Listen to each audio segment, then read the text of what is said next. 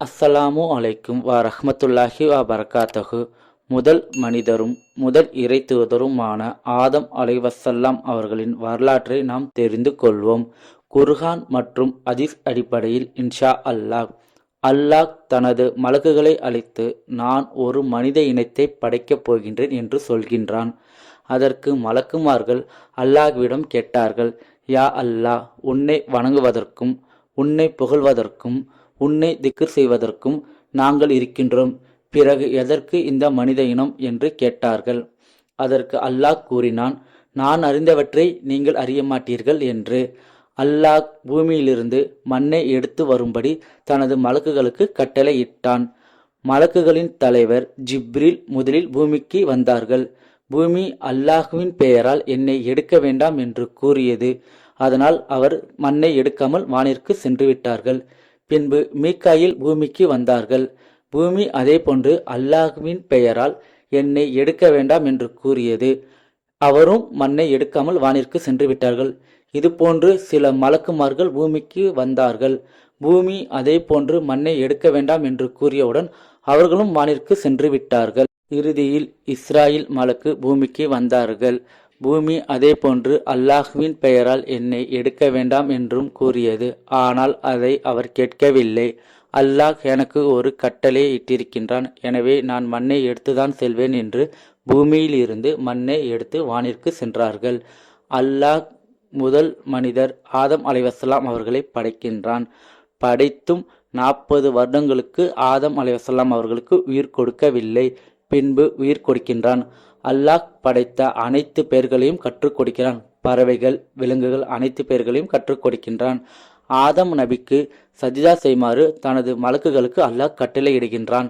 இது ஆதம் நபியை வணங்குவதற்காக அல்ல, ஒரு மரியாதைக்காக. அனைத்து மலக்குமார்களும் ஆதம் நபிக்கு சஜிதா செய்தார்கள், ஒருவனை தவிர. அவன்தான் இப்லீஸ், செய்தான். இப்லீஸ் அல்லாஹுவிடம் கூறினான், நான் நெருப்பால் படைக்கப்பட்டவன், நான் ஏன் மண்ணால் படைக்கப்பட்டவனுக்கு சஜிதா செய்ய வேண்டும் என்று பெருமையை அடித்து கொண்டான். இதனால் அல்லாஹ் கடும் கோபம் கொண்டான். இப்லீஸை சொர்க்கத்திலிருந்து நரகத்திற்கு வெளியேற்றினான். இப்லீஸ் செய்தான் இந்த உலகம் அழியும் வரை அல்லாஹ்விடம் அனுமதி கேட்டான். அல்லாஹும் அனுமதி கொடுத்தான். ஆனால் இப்லீஸ் மனிதர்கள் மீதும் மனித இனத்தின் மீதும் கடும் கோபம் கொண்டான்.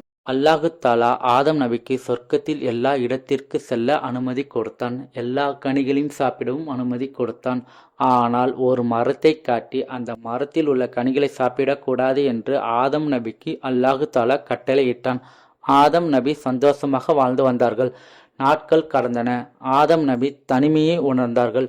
இதை பார்த்த அல்லாஹு தாலா ஆதம் நபிக்கு ஒரு துணையை ஏற்படுத்த வேண்டும் என்று எண்ணி ஓர் நாள் இரவில் ஆதம் நபி தூங்கிக் கொண்டிருக்கும் போது உலகின் முதல் பெண்மணியை அல்லாஹு தாலா படைக்கின்றான். ஆதம் நபி தூங்கி எழுந்து பார்க்கும்போது அவர்கள் அருகில் ஒரு பெண் இருந்தார்கள். அவர்களை பார்த்ததும் ஆதம் நபி ரொம்ப சந்தோஷப்பட்டார்கள். அந்த பெண்மணிக்கு ஹவ்வா என்று ஆதம் நபி பெயர் வைத்தார்கள். ஆதம் நபியும் ஹவ்வா அலைஹிஸ்ஸலாமும் சொர்க்கத்தில் சந்தோஷமாக வாழ்ந்து வந்தார்கள். ஷைத்தான் மனிதர்கள் மீதும் மனித இனத்தின் மீதும் வைத்துள்ள கோபம் கடுகளவும் குறையவில்லை. அல்லாஹு தாலா ஆதம் நபிக்கு ஒரு மரத்தை காட்டி அந்த மரத்தில் உள்ள கனிகளை சாப்பிடக்கூடாது என்று அல்லாஹ் தடுத்ததை ஆதம் நபி இத்தனை வருடங்களில் மறந்திருப்பார்கள் என்று எண்ணி ஷைத்தான் ஆதம் நபியை வழிகெடுக்கின்றான். ஆதம் அலைஹிஸ்ஸலாமும் ஹவ்வா அலைஹிஸ்ஸலாமும் ஷைத்தானின் வழிகேட்டுக்கு ஆளாகி அல்லாஹ் தடை செய்யப்பட்ட அந்த மரத்தின் கனிகளை சாப்பிட்டு விட்டார்கள். இதனால் அவர்களுக்கு ஒரு வெட்க உணர்வு ஏற்படுகிறது. தன் உடலை மறைத்து கொள்ள ஒரு மரத்திற்கு பின்னால் சென்று இலைகளால் மறைத்து கொள்கின்றார்கள். ஆதம் நபிக்கு அப்பதான் புரிந்தது, நம் பெரிய தப்பு செய்துவிட்டோம், அல்லாஹ்வுடைய கட்டளையை மீறிவிட்டோம் என்று எண்ணி வருந்துகிறார்கள். அல்லாஹ் ஆதம் நபியும் ஹவ்வா அலைஹிஸ்ஸலாம் அவர்களையும் சொர்க்கத்தில் இருந்து பூமிக்கு வெளியேற்றினான். ஆதம் அலைஹிஸ்ஸலாம் அவர்களும் ஹவ்வா அலைஹிஸ்ஸலாம் அவர்களும் சொர்க்கத்தில் இருந்து வெளியேற்றியவுடன் சொர்க்கத்தில் இருந்த சந்தோஷங்களும் இன்பங்களும் பூமியில் அவர்களுக்கு இல்லை. இதனால் அவர்கள் ரொம்ப கவலைப்பட்டார்கள். நாட்கள் கடந்தன. ஆதம் அலைஹிஸ்ஸலாம் அவர்களுக்கும் ஹவ்வா அலைஹிஸ்ஸலாம் அவர்களுக்கும் ஒரு இரட்டை குழந்தைகள் பிறந்தனர். அதாவது ஒரு ஆண் குழந்தை, ஒரு பெண் குழந்தை. ஆண் குழந்தைக்கு காபில் என்று பெயர் வைத்தார்கள். பெண் குழந்தையின் பெயர் தெரியவில்லை. மீண்டும் சிறிது காலம் கழித்து திரும்பவும் ஆதம் அலைஹிஸ்ஸலாம் அவர்களுக்கும் ஹவ்வா அலைஹிஸ்ஸலாம் அவர்களுக்கும் இரட்டை குழந்தைகள் பிறக்கின்றன. அதாவது ஒரு ஆண் குழந்தையும் ஒரு பெண் குழந்தையும். ஆண் குழந்தைக்கு ஆபில் என்று பெயர் வைத்தார்கள். பெண் குழந்தைக்கு பெயர் தெரியவில்லை. காலங்கள் கடந்தன. ஆதம் அலைஹிஸ்ஸலாம் அவர்களின் முதல் குழந்தை காபில் விவசாயம் செய்தார்கள். ஆதம் அலைஹிஸ்ஸலாம் அவர்களின் இரண்டாவது குழந்தை ஆபில் ஆடுகளை வளர்த்து வந்தார்கள். காபில் மற்றும் ஆபில் பெரிய இளைஞர்களாக வளர்ந்தார்கள். இதனால் இவர்கள் இருவருக்கும் ஆதம் அலைஹிஸ்ஸலாம் அவர்கள் திருமணம் செய்து வைக்க முடிவு செய்தார்கள். இதனால் உலகில் எந்த பெண்களும் இல்லாத காரணத்தால் காபில் உடைய சகோதரி ஆபிலுக்கும் ஆபில் உடைய சகோதரி காபிலுக்கும் திருமணம் செய்து வைக்க முடிவு செய்தார்கள்.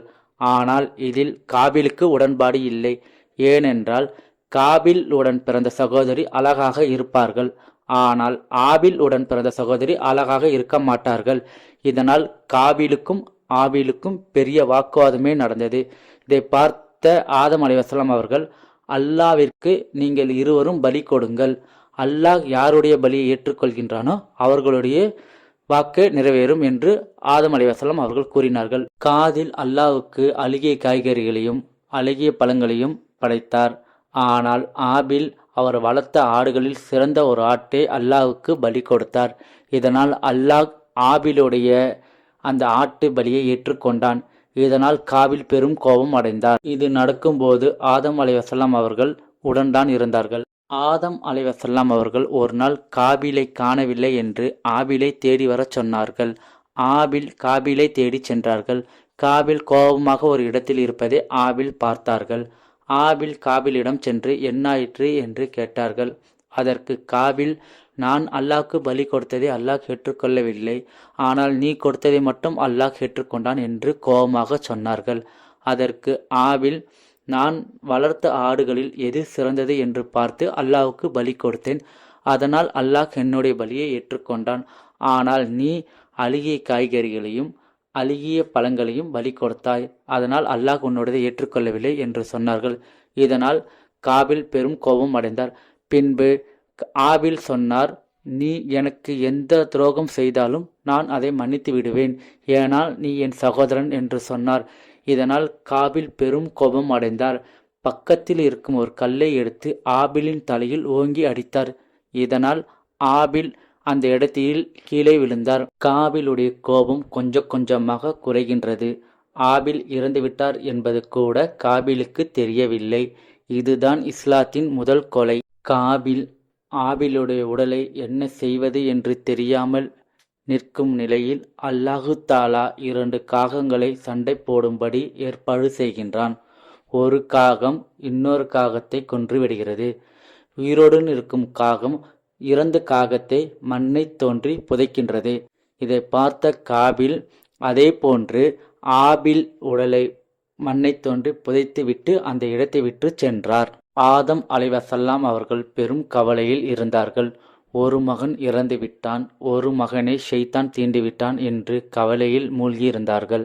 ஆதம் அலைஹிஸ்ஸலாம் அவர்கள் தனக்கு மரணம் வரப்போகின்றது என்பதை உணர்ந்தார்கள். இதனால் தனது சன்னதிகளை அழைத்து அல்லாஹ்வுக்கு அஞ்சும்படி நல்லுபதேசம் செய்தார்கள். பின்பு சிறிது காலம் கழித்து ஆதம் நபி இறந்து போனார்கள். நபிமார்களின் வரலாறை நம் பிள்ளைகளுக்கு கற்றுக் கொடுப்போம் இன்ஷா அல்லாஹ். அஸ்ஸலாமு அலைக்கும் வ ரஹ்மத்துல்லாஹி வ பரகாத்துஹு.